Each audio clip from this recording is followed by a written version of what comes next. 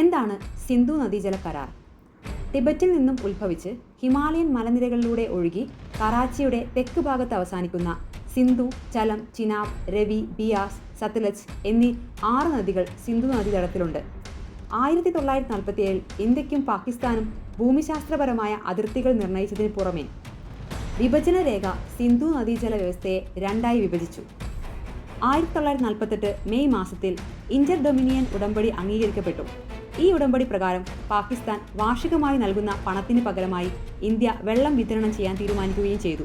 എന്നിരുന്നാലും ഈ കരാറിന്റെ പൊതുവായ വ്യാഖ്യാനങ്ങളിൽ ഇരു രാജ്യങ്ങൾക്കും യോജിക്കാൻ കഴിയാതെ വന്നതോടെ ഈ ഉടമ്പടി പെട്ടെന്ന് തകർന്നു.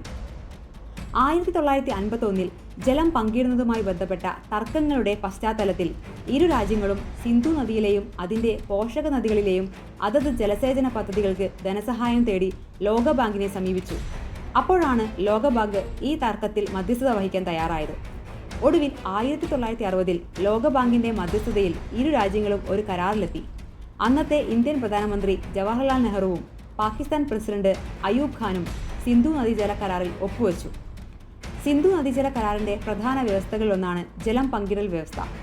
സിന്ധു നദീജല വ്യവസ്ഥയിലെ 6 നദികളിലെ ജലം ഇന്ത്യയിലും പാകിസ്ഥാനും എങ്ങനെ പങ്കിടണമെന്ന് ഈ കരാർ നിർദ്ദേശിച്ചു.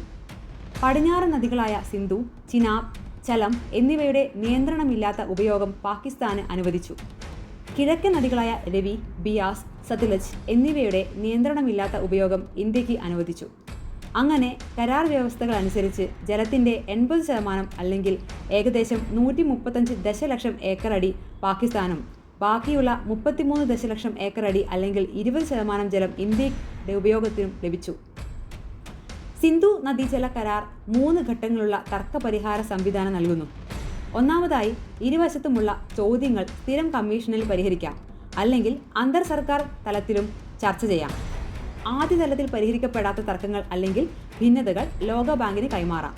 ലോകബാങ്ക് ഒരു നിഷ്പക്ഷ വിദഗ്ധനെ നിയമിക്കുകയും അദ്ദേഹം തീരുമാനത്തിലെത്തുകയും ചെയ്യും. അന്തിമമായി ഏതെങ്കിലും കക്ഷി നിഷ്പക്ഷ വിദഗ്ധന്റെ തീരുമാനത്തിൽ തൃപ്തനല്ലെങ്കിലും കരാറിന്റെ വ്യാഖ്യാനത്തിലും വ്യാപ്തിയിലുമുള്ള തർക്കങ്ങൾ ഉണ്ടായാലും കാര്യങ്ങൾ ആർബിട്രേഷൻ കോടതിക്ക് റഫർ ചെയ്യാം. കരാറിൽ നിന്ന് ഏകപക്ഷീയമായി പിന്മാറാൻ ഇരു രാജ്യങ്ങൾക്കും വ്യവസ്ഥയില്ല. പരസ്പര സമ്മതത്തോടെയുള്ള മറ്റൊരു ഉടമ്പടി ഇരു രാജ്യങ്ങളും അംഗീകരിക്കുന്നതുവരെ ഇത് പ്രാബല്യത്തിൽ തുടരും. ഏകപക്ഷീയമായി ഈ കരാർ നിർത്തലാക്കാൻ കഴിയുമോ എന്നത് സംശയകരമാണ്. ജലവുമായി ബന്ധപ്പെട്ട കാര്യം ആയതുകൊണ്ട് തന്നെ ഈ ജലത്തെ മാത്രം ആശ്രയിച്ചു കഴിയുന്ന പാകിസ്ഥാനിലെ സാധാരണ ജനങ്ങളുടെ ജീവനും ജീവിതത്തിനും പ്രശ്നങ്ങൾ ഉണ്ടാവുകയും അതുവഴി പാകിസ്ഥാൻ സമ്മർദ്ദത്തിലാവുകയും ചെയ്യും.